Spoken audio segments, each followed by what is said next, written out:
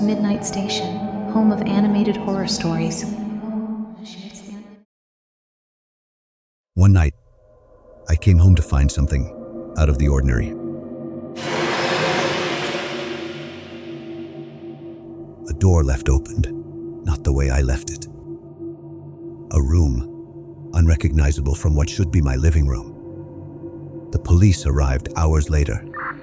They searched inside to make sure it was secure while I waited out in the cold. The burglars made their escape long before I came home. They did a good job turning each room upside down. There were markings on the frame of the back door. They told me that's how they got in. Forensics did a brief scrape for evidence. They found nothing. They told me there wasn't much else they could do for me. Before leaving, the police asked me to document anything that went missing. That promised to be a long process. That night, I slept in the ruins of my bedroom with an unfriendly feeling. A knowing that someone uninvited has been in my house. They stood in this space, loomed over my bed, ransacked through my belongings, violated my privacy. My safe place was no longer mine. I lay sleeplessly in my bed.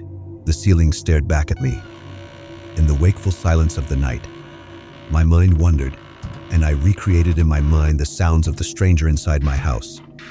I heard them ripping open my drawers, sneaking over the creaky floorboards, smashing open the locks and forcing their way in.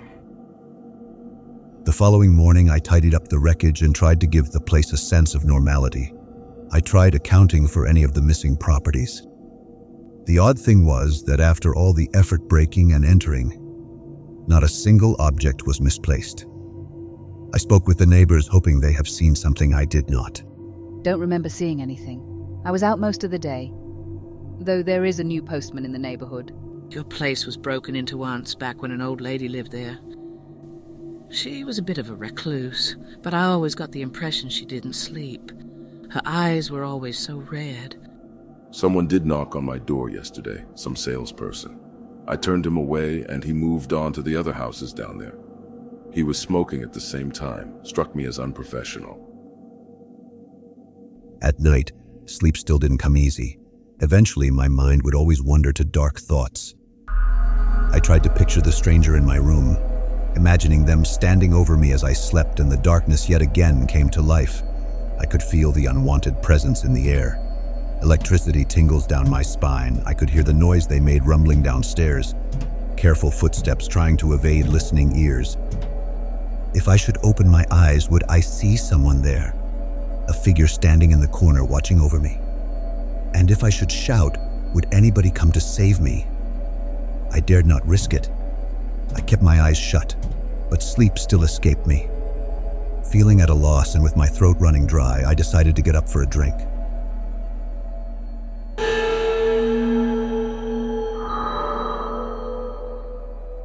Was that always there? Did I leave that bottle out? It's not like me to do so. I've been feeling so paranoid these days. I'm seeing oddities in my unconscious behavior.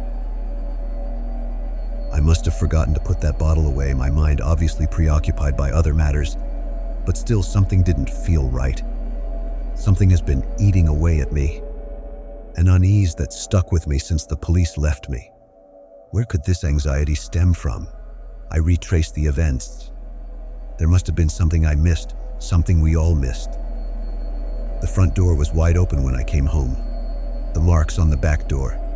Did it look like they were made by claws? No, it can't be. So what was wrong? Wait, oh God, how have I only just realized this? When the police said they checked every room of the house, there was one room they didn't think to look inside. Oh my God, something creaked in the attic above. I can't believe I'm doing this. The hairs at the back of my neck stood on ends. I have no idea what was up there, but I knew I had to look.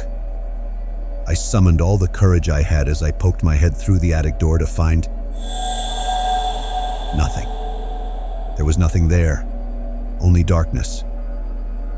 I looked the place over again. It really was empty. Maybe I was being too paranoid about this. I have been losing sleep after all. The noise I heard earlier must have been rats scurrying about. Scanning the attic once more reassured me that I had nothing to fear. I wasn't sure what I was even expecting to find anyway. It made no sense for a burglar to hide out here. It was a stupid thought. Standing here now, I can't believe I even bothered to check the attic. One thing's for sure, I need a good sleep.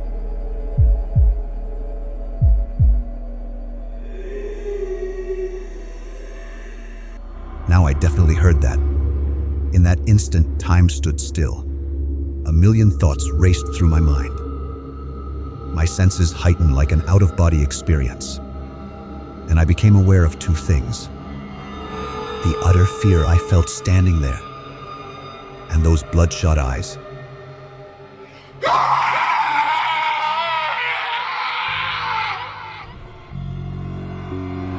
Animated horror stories at the Midnight Station.